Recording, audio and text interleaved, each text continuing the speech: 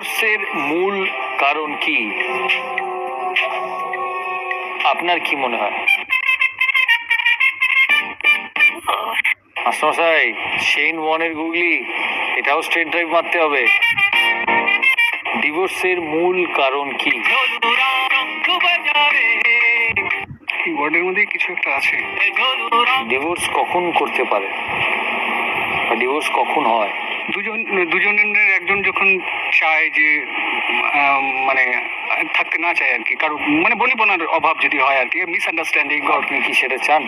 না, কখনোই চাই না। চান? এটা পৃথিবীর সমস্ত কাপলের জন্য এটাই নিয়ম।